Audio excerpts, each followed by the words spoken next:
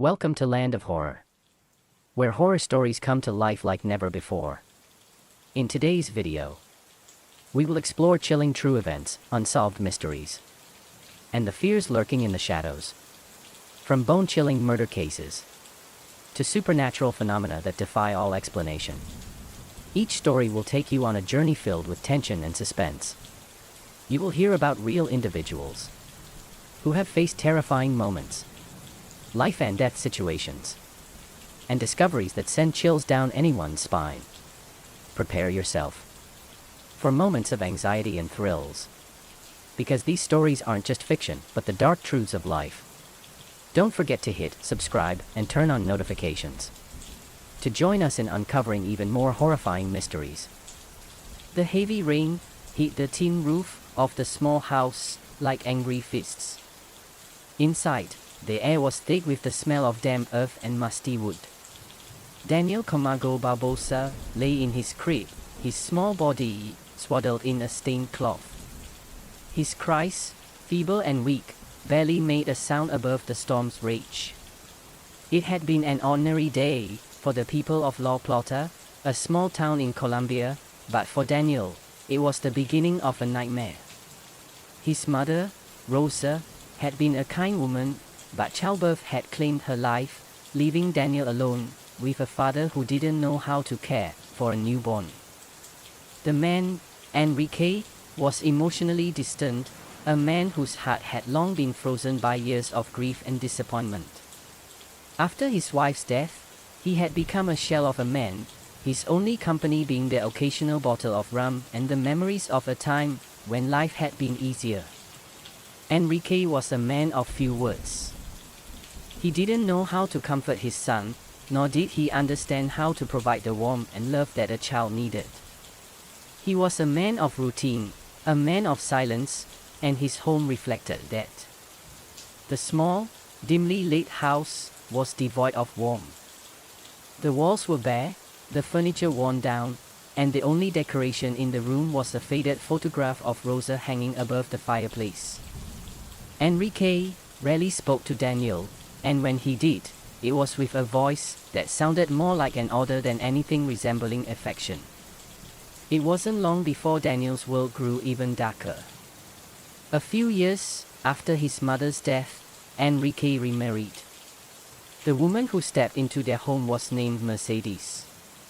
She was younger than Enrique, but she carried with her a bitterness that seemed to cling to her like a dark shadow.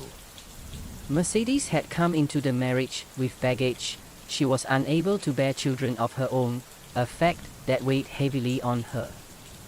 She was a woman of anger, frustrated with the world and with herself. Her infertility was something she hid behind, masking her insecurities with cruelty. From the moment she stepped through the door, Daniel knew she would never accept him. He was no longer her responsibility, nor did she care for his well-being. In fact, she seemed to resent him for simply being there, a constant reminder of the life Enrique had before her. Mercedes had her own ideas of how to mold Daniel, to break him down and make him into something that fit her image of a child.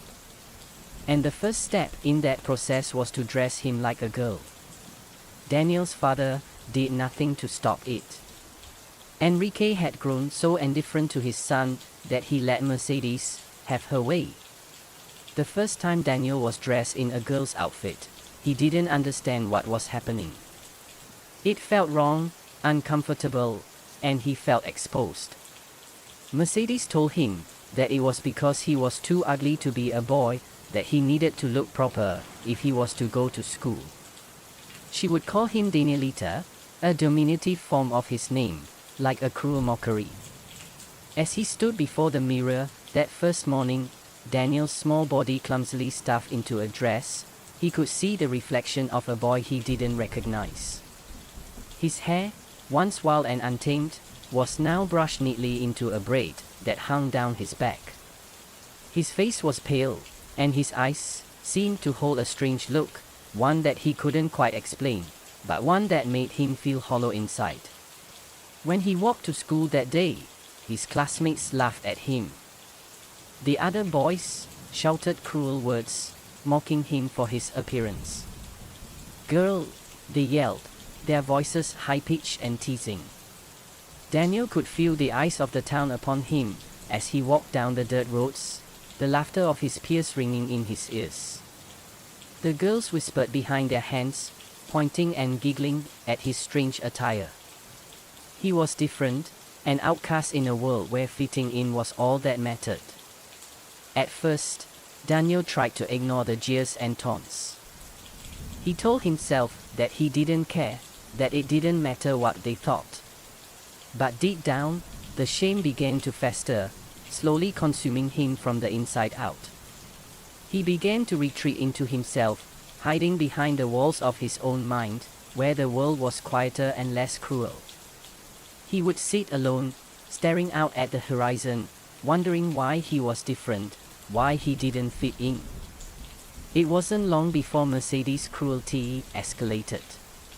She no longer saw Daniel as a child to be loved. Instead, she saw him as a problem to be dealt with. The beating started shortly after he turned 5. The first time, it was for not cleaning the house properly, a task that Daniel had never been taught how to do.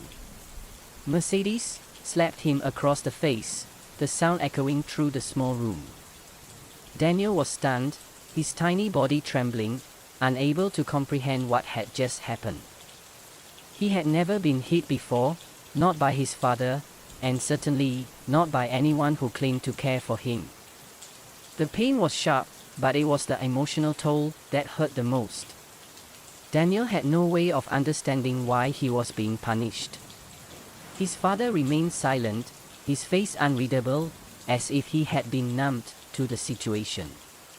Enrique said nothing as his wife struck their son again and again. And when Daniel cried, Mercedes would tell him to stop whining, to stop being a baby, and that he should be ashamed of himself. The beatings became a regular occurrence, always unpredictable, always brutal. Sometimes, Mercedes would beat him with a broom or a wooden spoon, and other times, she would slap him across the face. She would scream at him, calling him useless, worthless, and stupid. Daniel's body bore the marks of her rage, bruises that would appear on his arms, his legs, his back. He would go to school with his head down, hiding the evidence of his home life from his classmates. The only solace he found was in the hours when Mercedes would leave the house, her own frustrations driving her to run errands or visit family. During these brief moments of peace, Daniel would retreat to his room and curl up in a ball, the tears soaking his pillow as he wondered why his mother had died and why he had been left in this hellish existence. But even these fleeting moments of safety couldn't last. When Mercedes returned, the darkness would follow her into the house, and Daniel would be left to endure the cruelty once more. By the time Daniel turned 7, the psychological wounds were as deep as the physical ones. His father had become a ghost in the house, his only presence a silent figure at the dinner table or in the corner of the room. He rarely spoke to Daniel, his voice as cold and distant as ever. It was as if Enrique had given up on his son entirely, or perhaps he had given up on life itself. Daniel learned to hide his pain, to wear a mask of indifference whenever anyone was around. He became skilled at pretending everything was normal, even when the pain inside was unbearable. He would sit in the corner of the room, pretending to play with his toys, while Mercedes raged at him or beat him. He learned to endure it in silence, to take the blows without crying, because that was what she expected of him. If he cried, it would only make things worse. But beneath the surface, the darkness was taking root. The anger, the confusion, and the shame began to grow within him. Daniel had no one to turn to, no one who cared for him, no one who could make the pain go away. He had no one to confide in, no way to understand the twisted emotions that bubbled inside him. His world had become one of constant torment, a place where love had no meaning and pain was a constant companion. At night, when the house was silent and everyone was asleep, Daniel would lie in his bed and think about his mother. He remembered the way she used to hold him, the way she used to sing him to sleep. Those memories were distant now, fading like a dream that had been lost in the fog. He wondered what it would be like to have a mother who loved him, a father who cared for him, a life where he wasn't constantly tormented. But those dreams were just that, dreams. Reality was much harsher. As the days passed, Daniel's heart hardened. He became resentful, bitter, and angry. He hated his stepmother, but more than that, he hated his father for allowing it to happen. He hated the world for treating him as if he were worthless. And as the darkness inside him grew, so did the sense that there was no escape from this endless torment. But deep within, a twisted sense of resolve began to form, a resolve to survive, to endure, and, perhaps, to fight back. One evening, as Daniel sat by the fireplace, watching the flames flicker and dance, he heard the sound of footsteps approaching the door. Mercedes was coming home. He could hear her voice, laughing and talking with a neighbor, as if everything was normal, as if nothing had changed. He clenched his fists, the rage building inside him. It wasn't fair. It wasn't right. His small hands balled into fists, and for the first time in his life, Daniel thought of something he had never considered before. What if he could make it stop? As Daniel entered his teenage years, the cracks in his life grew wider. The beating from his stepmother had become routine, and the emotional scars etched into his mind were now an indelible part of his daily existence. He had become a hollow shell, silent, angry, and numb. His father's indifference weighed on him like a dark cloud, and the loneliness he felt was so intense, it seemed to swallow him whole. The town, Reuploading, was a place of quiet suffering, with its dust-covered streets and narrow, winding paths that led nowhere. People were simple here, and the lives they led were as predictable as the changing of the seasons. But for Daniel, there was nothing simple about his existence. He felt like a freak, an anomaly that didn't belong in this world. He had been stripped of his innocence, left to navigate the horrors of life with no guiding hand, no direction. By the time he was 16, Daniel had become adept at masking his emotions. He would go to school with his head down, avoiding eye contact, hiding his face behind the long, greasy hair that now hung over his eyes. The other kids still mocked him, still taunted him, for the things his stepmother had forced him into, but it no longer bothered him. They weren't real to him. His tormentors were just faceless, nameless ghosts that roamed the halls of the school. Nothing mattered anymore. He had learned to internalize everything, the pain, the humiliation, the loneliness, until it festered within him, turning into something darker. He no longer felt human. He didn't care for the world, and the world certainly didn't care for him. But everything changed the day he met her. Her name was Claudia. She was beautiful, in that cruel, sharp way that caught your attention and held it. She had a way of moving that made you think she was someone who could make everything better, someone who understood the pain that he carried in his chest. She was older than him, about 19, and she carried herself with the kind of confidence Daniel had never known. For once, someone actually seemed interested in him, and for the first time in years, Daniel felt something, a flicker of hope. But Claudia wasn't interested in him out of kindness or compassion. She had her own demons. Claudia had grown up in a broken home, much like Daniel, but where he had been crushed by the weight of his suffering, she had used hers as a weapon. She had learned to manipulate, to use people for her own gain.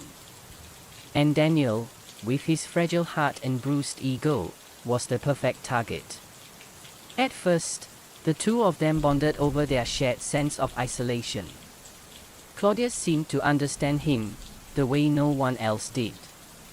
She didn't pity him or ridicule him. She listened to him, and that gave Daniel a sense of purpose he hadn't felt in years. They began to meet in secret, away from the prying eyes of the town, and in those stolen moments, Daniel began to imagine a life where he could escape his misery. Claudia offered him a taste of freedom, the kind of freedom that came from breaking the rules, from finding pleasure in the forbidden. But there was a price for this freedom, a price Daniel didn't fully understand at first. Claudia had a twisted proposal for him. She wanted him to help her find young, virgin girls. In exchange, she would stay with him, would make him feel as though he had power over the world, something he had never experienced before. Claudia explained that he could finally take control of his life, that he could have everything he had ever wanted, if only he was willing to cross the line. Daniel was torn. He wanted her, desperately. He wanted the love and attention she offered, even though it came with strings attached. He wanted to escape the torment of his home, to feel like a man, to finally have something that was his. But the thought of what she was asking him to do, hurting other girls, taking their innocence, filled him with revulsion. At first, he rejected her offer. He wanted no part in it.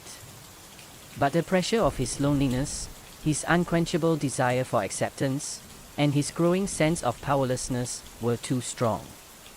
Slowly, like a poisonous fog, it began to seep into his thoughts, until he convinced himself that maybe, just maybe, this was his only way out.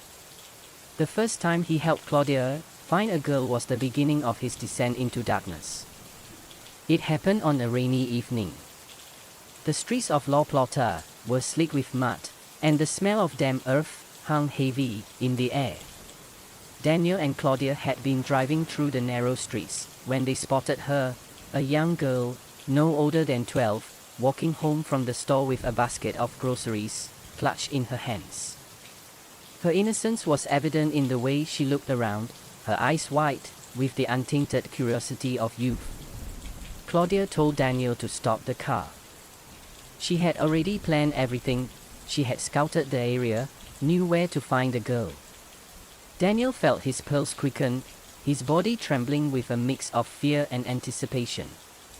This was the moment he had been dreading, but now that it was upon him, he felt like he couldn't turn back. As he approached the girl, his breath came in short, shallow gasps. He could see the look of confusion on her face, the way she glanced around nervously, as if she knew something was wrong. But it was too late for her to escape. Daniel reached out, his hand trembling as he grabbed her by the arm. Her scream echoed through the empty street, but it was quickly muffled by the hand he pressed against her mouth. His heart pounded in his chest, his blood racing as he dragged her into the nearby alleyway. He could hear her sobbing, her body writhing beneath his grip. And in that moment, something shifted inside him. The fear, the guilt, the shame, everything melted away, leaving behind a cold emptiness. It was as if a switch had been flipped, and the boy who had once been a victim was now the predator. He had the power to take what he wanted. And in that power, he found a dark, twisted satisfaction. The girl's eyes were wide with terror as he did the unspeakable. Her pleas for mercy fell on deaf ears. Daniel was beyond hearing. He was numb, lost in a world of rage and confusion, driven by the hatred he had long carried inside him. When it was over, Daniel felt an emptiness that was impossible to describe. He had taken a life, stolen something precious and irreplaceable. And yet, instead of feeling guilt or remorse, he felt something else, a strange sense of release. He had done it. He had finally claimed control over his life, over the world that had made him suffer. Claudia didn't say a word as they drove away, She didn't need to. She had already taught him everything he needed to know. With each victim, Daniel's descent into madness grew deeper. He no longer saw himself as a boy who had been wronged. He had become something else entirely, a monster, a predator. The thrill of taking another life, the rush of power, was addictive. He didn't know how to stop. It became a ritual, a dark game that he played. With Claudia, each time more dangerous than the last. His relationship with Claudia grew more complicated as time went on. He was no longer the boy who had once looked up to her, now he was her partner in crime, her equal in their depravity. The lines between love and hate, between lust and violence, blurred until they no longer made sense. Together, they were unstoppable. Daniel no longer cared for the world around him. His father's indifference, his stepmother's cruelty, none of it mattered anymore. The only thing that gave him meaning was the darkness he had embraced. He had become a shadow, a creature of the night, lurking in the places where innocence could be shattered with a single touch. But with every crime, the darkness inside him grew. He knew that the path he was on would lead to ruin, but he couldn't stop. He was addicted to the power, to the feeling of control. And as he sank further into the abyss, he began to wonder if there was any part of him that could ever escape the monster he had become. By the time Daniel turned 19, the weight of his actions had begun to crush him from the inside out. Each crime was like a dark stone, lodged deep within his soul, and though he had long since silenced the voice of guilt, the gnawing feeling in his chest refused to go away. He was a predator now, shrewd, calculating, and numb. His crimes had become a twisted game that he played with Claudia, each victim becoming another mark in a bloody tally. But the more victims they claimed, the more his own identity splintered. There were nights when he would lay awake, staring at the ceiling, unable to shake the feeling that something had shifted within him, something that would never be undone. The town of La Plata had long since stopped noticing the missing girls, as if their disappearances had become commonplace, something that no longer raised suspicion.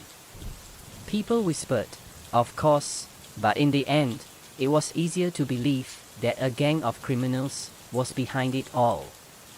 They couldn't know that the true monster was the boy who had once been their neighbor, the quiet, strange boy who had grown up in the shadows.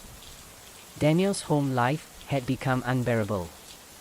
Mercedes' cruelty had escalated. She would no longer bother hiding her hatred for him. The beatings had grown more frequent, the insults sharper and more venomous. Even his father, who had long since abandoned any pretenses of affection, was now openly complicit in the abuse, turning a blind eye to the horrors that unfolded in their home. One night, after a particularly vicious beating, Daniel locked himself in his room, his body throbbing with pain. The room felt like a prison, a suffocating tomb.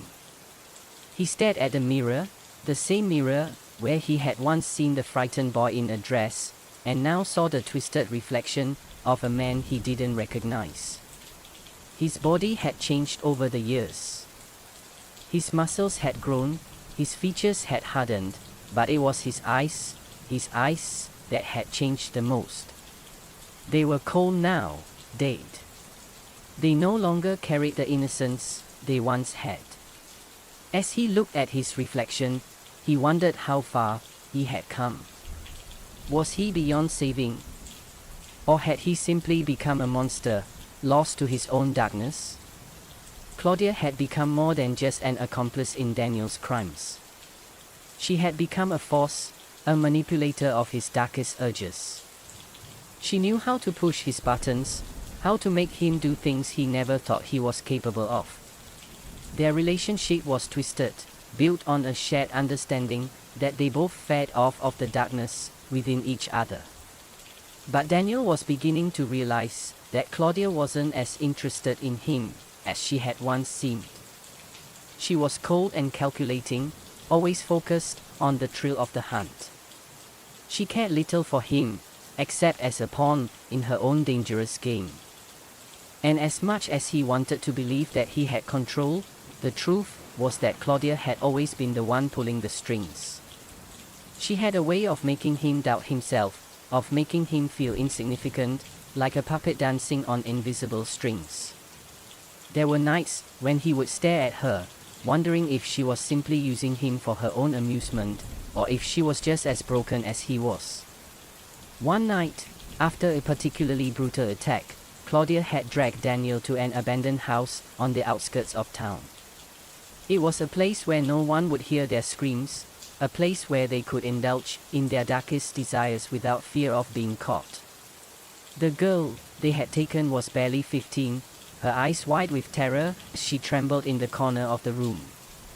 Daniel had been on edge, his mind a whirlwind of conflicting emotions.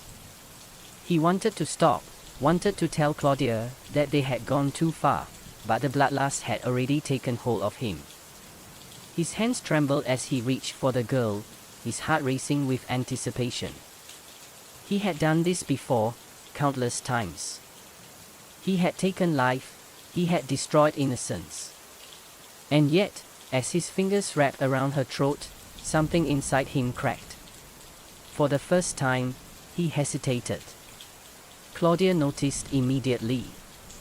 She stepped forward, her eyes narrowing, a look of disdain crossing her face. "What's wrong with you, Daniel?" she spat. "Are you getting soft?" He pulled his hand back, staring at her in disbelief. "What's happening to me, Claudia?" he asked, his voice trembling. She laughed. It was a cruel, mocking sound. "You're losing your age. You're starting to care about them." Daniel shook his head, as if to shake off the words.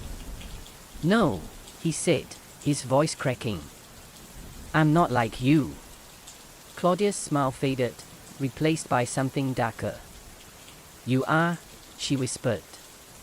"You just haven't accepted it yet." And with that, she stepped forward, pushing him back toward the girl. Daniel's mind was spinning, his heart pounding as he stared at the girl's pleading eyes. He couldn't do it anymore. The guilt, the shame, the darkness, it was consuming him. But at the same time, he couldn't walk away. He had already crossed too many lines. There was no turning back. Claudia's voice echoed in his ears as he choked back the rising wave of nausea. "You can't stop, Daniel. You'll never be free. You're one of us now." As the weeks passed, Daniel's behavior became more erratic. He began to withdraw from everyone around him, including Claudia. The pressure of the double life he had been leading, pretending to be a normal young man while hiding his horrific actions, was too much to bear. He could feel the cracks in his sanity growing wider with each passing day. One evening, Daniel returned home to find his father sitting alone in the kitchen, staring at an empty bottle of rum. It had become a familiar sight, Enrique, lost in his drunken stupor, too numb to care about anything. Daniel had long stopped trying to talk to him, but tonight, something felt different. There was a heaviness in the air, an unspoken tension that seemed to weigh down the room.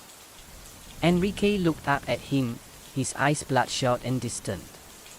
For a moment, Daniel thought he saw something in his father's gaze, something that resembled regret, or maybe fear. But the moment passed quickly, and Enrique simply stared, as if he had given up on everything. "You're not the same, son," Enrique said, his voice low and hollow. Daniel swallowed hard. "What do you mean?" he asked, trying to mask the growing unease in his chest. Enrique shook his head, his voice barely above a whisper.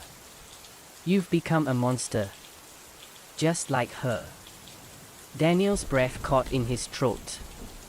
The words cut deeper than he expected. He had heard it before. Claudia had said it. His stepmother had hinted at it, but hearing it from his father, the man who had raised him, the man who had abandoned him, made it all the more real. The monster he had become was staring back at him in the mirror. Maybe it's time to face it, Enrique continued, his eyes still locked on Daniel's. You can't run from who you are. Daniel felt his hands clench into fists. He wanted to shout, to lash out, but the anger that had fueled him for so long was gone. Instead, there was only a cold emptiness, a sense of resignation. For the first time in years, Daniel saw the truth.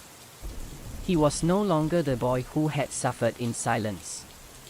He was the one who had become the source of pain. It was only a matter of time before the authorities began to close in. The missing girls, the whispers, the rumors, all of it had finally caught up with them. A few stray pieces of evidence, a witness who had seen them in the vicinity, had led the police to Daniel and Claudia. They had been careful, at least, but carelessness had begun to seep in. They had become too confident, too used to getting away with their crimes. Now, as the investigation moved closer to home, Daniel could feel the walls closing in. Claudia was already preparing for the worst. She had grown frantic, convinced that the police would be knocking on their door any day now. Daniel, on the other hand, felt a strange sense of calm. For the first time in months, he welcomed the idea of being caught. It was as if the weight of his actions had finally broken him. The last night, before everything came crashing down, Daniel sat in his room, staring out the window at the dark sky. His mind was a mess, thoughts of guilt, fear, and hopelessness swirling together. But as the hours passed, he realized something. The darkness wasn't just outside of him. It was inside him. And there was no escape. The days were blurring together, each one like the last, a series of sleepless nights and fractured memories. Daniel could no longer tell where his reality ended and his nightmares began. The weight of his actions, once a dark secret, locked away in his mind, was now an undeniable presence. It loomed over him like a specter, suffocating him with every breath. His once ironclad composure was faltering. Each time he closed his eyes, he saw their faces. The faces of the girls he had taken, the ones who had never returned home. He heard their screams in his dreams, their pleas for mercy echoing in the empty spaces of his thoughts. The blood he had spilled was now a stain on his soul, and there was no escaping it. It was becoming harder to hide his deteriorating state. The people in the town began to notice. His neighbors gave him strange looks, and the locals who had once turned a blind eye now whispered in hushed tones when he passed by. His name was becoming synonymous with death, though no one yet knew the true extent of his crimes. But it wasn't just the town that was closing in on him. His own mind was becoming his enemy, a battlefield where guilt, anger, and fear fought for dominance. It was a storm that had been brewing for years, and now it was coming to a head. Detective Laura Ramos had been on the case for months, following the trail of missing girls that had seemingly led to nowhere. Every lead had dead-ended, every witness too afraid to speak out, but the strange patterns were beginning to form. She had the sense that there was a connection, something that tied all the disappearances together. It wasn't the work of a gang, like they had first suspected. It was something far more insidious. As she sat in her office, flipping through the case files, she felt the weight of the investigation pressing down on her shoulders. The town of La Plata was a small, sleepy place, but its streets had been stained with fear. There was a predator here, hiding in plain sight, and it was only a matter of time before they caught him. What they didn't know yet was that they were already closer than they thought. Daniel was no longer the boy they once knew. He had grown into someone else, someone broken, someone lost to the darkness. He had once been an outcast, a boy who had been bullied and humiliated, but now he was a monster, a reflection of all the pain and anger that had been buried deep inside him. Claudia, his twisted accomplice, was becoming more reckless as well. She had become more erratic, her eyes wild with fear. She knew that their time was running out, and she was desperate to flee the town, to disappear before the police could catch up with them. But Daniel, despite his own deteriorating state, was beginning to realize that he couldn't run anymore. There was no escape from the horrors he had created. The police had started questioning people in the town. They had begun to piece together the last known locations of the missing girls, and all signs were pointing toward Daniel's neighborhood. As the net tightened, Daniel could feel the walls closing in around him, and the pressure was unbearable. It was the beginning of the end. It was the night before the police would come knocking. Daniel sat alone in his room, staring at the cracked walls, the dim light flickering above his head. His hands were shaking. He had grown accustomed to the fear, but tonight it felt different. Tonight, the fear was suffocating, clawing its way into his chest. Claudia had been pacing back and forth in the small living room, her eyes wild, her breath coming in shallow gasps. "We need to leave," she whispered, her voice cracking with panic. "We need to get out of here before they come." Daniel didn't respond. He knew what she was saying was true, but he couldn't bring himself to care. He couldn't bring himself to move. Claudia stopped in front of him, her eyes narrowing. "You're not even listening to me, are you? You've already given up, haven't you?" Daniel blinked, his eyes heavy with exhaustion. "It's too late, Claudia," he muttered, his voice hollow. "There's nowhere left to run." Her expression twisted in fury. "No, Daniel. You're just scared. You're letting them win. We can still make it out of here, but we need to act now." But Daniel could no longer summon the will to fight. His mind was unraveling, his emotions tangled in a web of guilt and self-loathing. He had always known this day would come, the day when everything would collapse, but he hadn't anticipated the sheer weight of it all.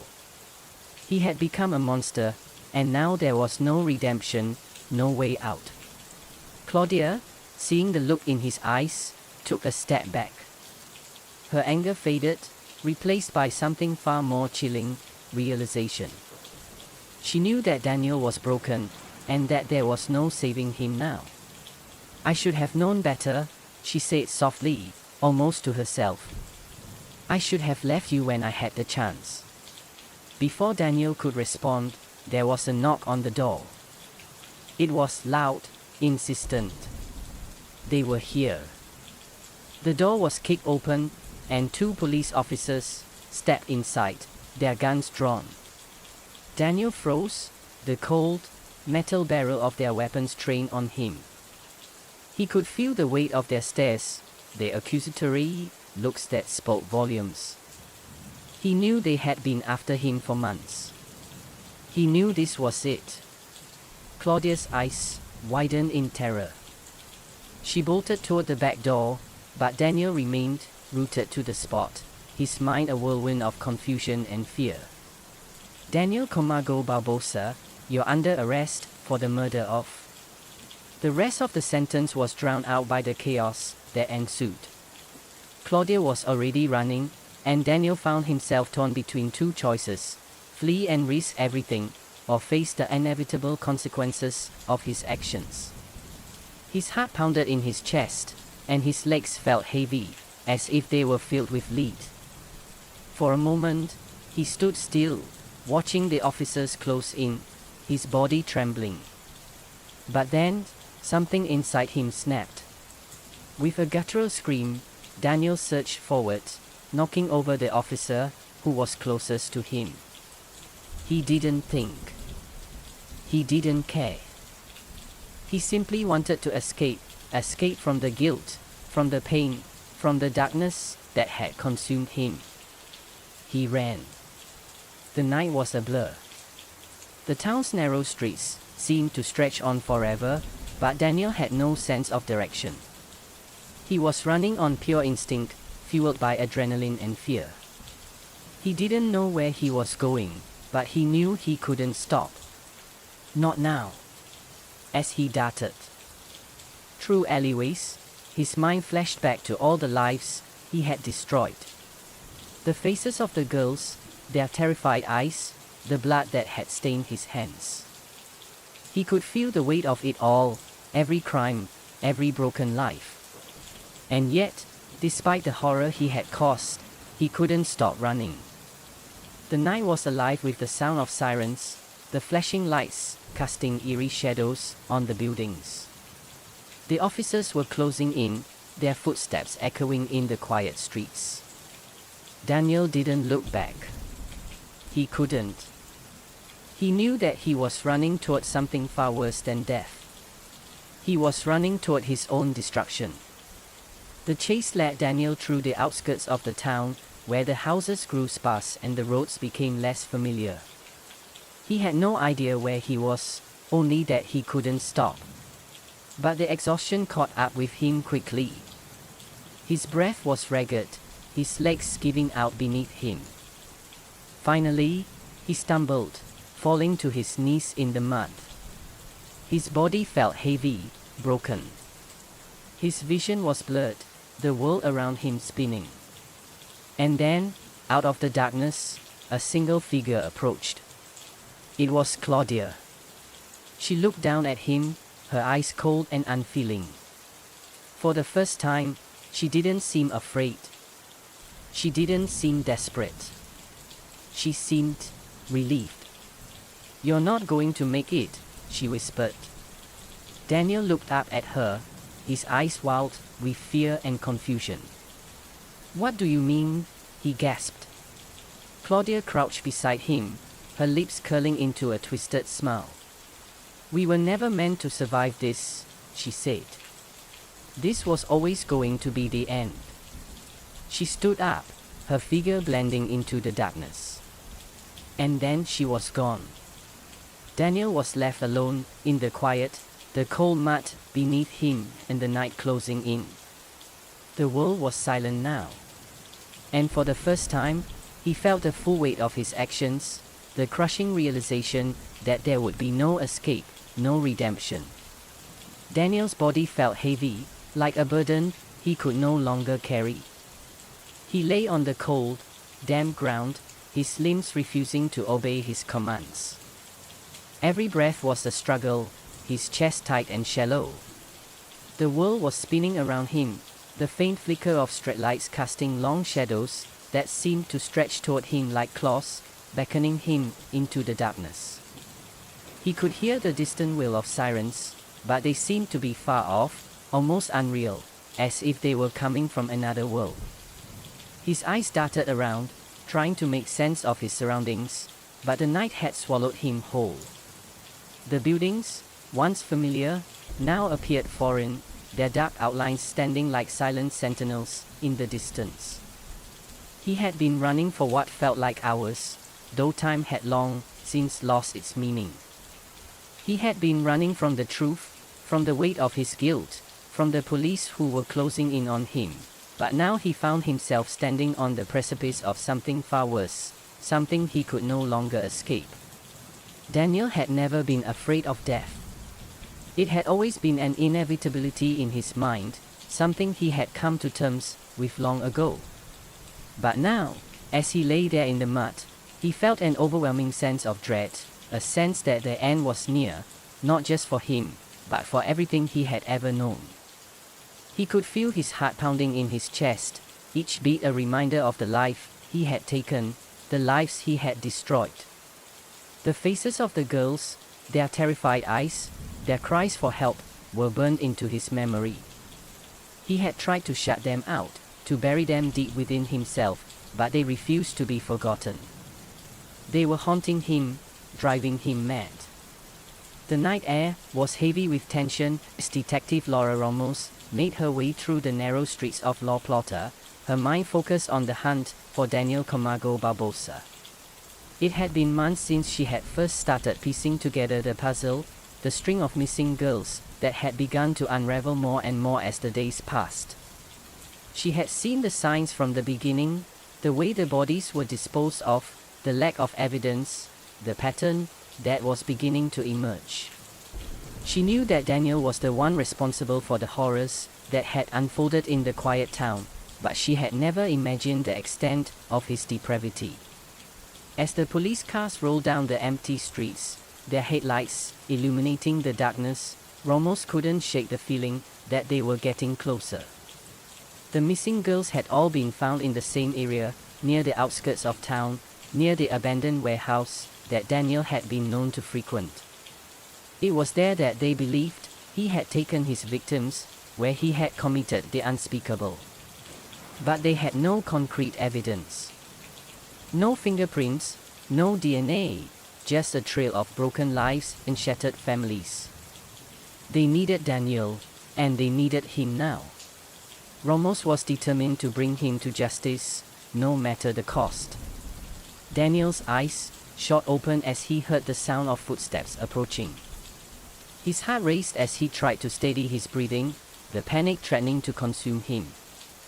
He had been lying there in the mud for what felt like an eternity, but now the reality of his situation was crashing down around him. He knew they were coming for him, the police, the people who had been searching for him for months. But there was no escape this time. He had run as far as he could, and now he was trapped, cornered by the very darkness he had created. As the footsteps grew louder, Daniel pushed himself up, his body trembling from exhaustion and fear. He stumbled forward, his vision blurry, his mind a whirlwind of confusion and guilt. The night air was thick with the scent of rain, and the distant rumble of thunder added to the tension that was building in his chest. He could hear the voices now, faint but growing louder. They were getting closer. The police had found him. For a moment, he thought about running again, about disappearing into the night like he had done so many times before. But deep down, he knew there was no place left to hide. No more streets to run down, no more dark corners to slip into. The walls were closing in, and there was no way out. As the officers rounded the corner, Daniel turned to face them, his breath coming in ragged gasps. His heart was pounding so hard, he could feel it in his throat.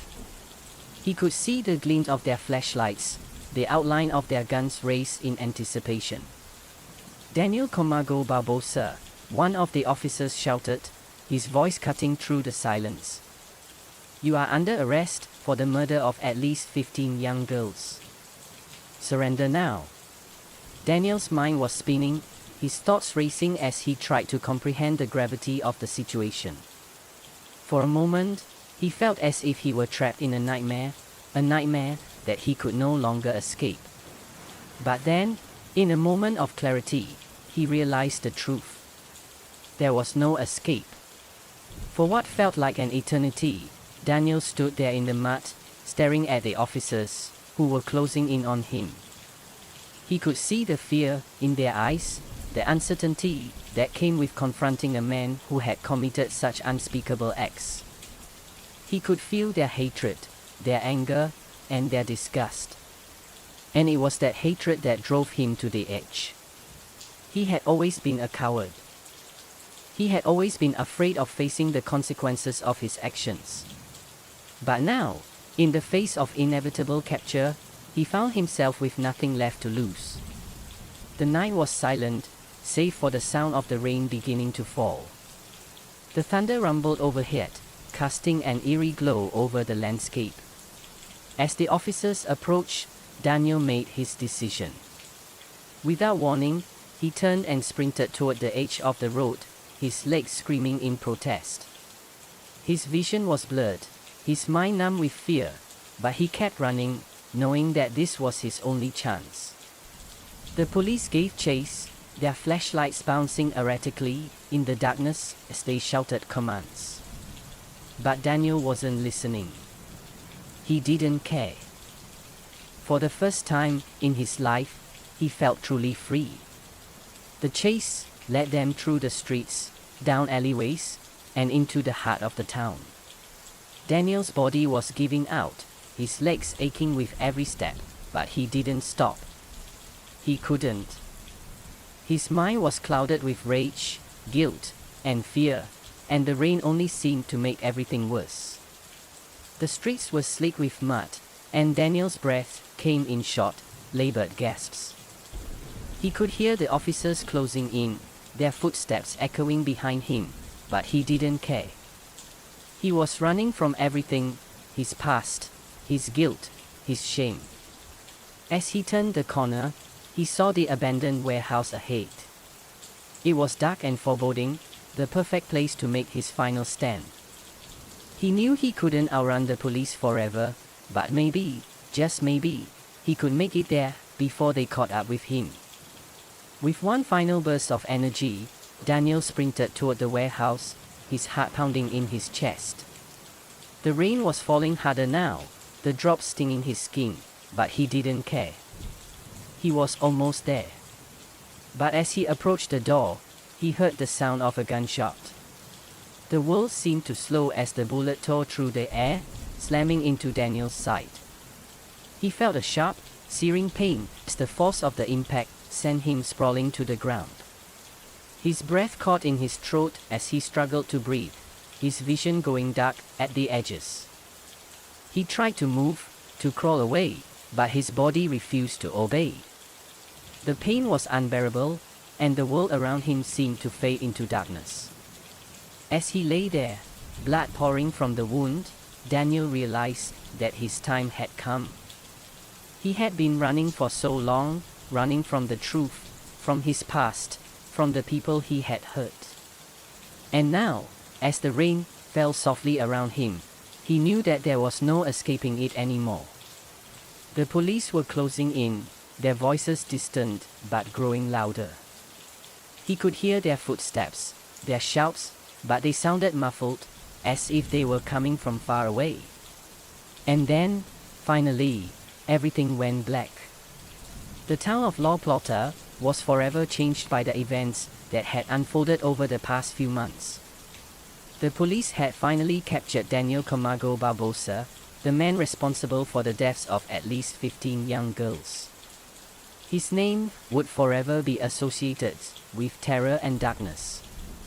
As the town mourned the loss of the victims, the families struggled to make sense of the horror that had touched their lives. But for Daniel, there was no more running, no more hiding. The rain had washed away the blood from the streets, but the scars would remain forever.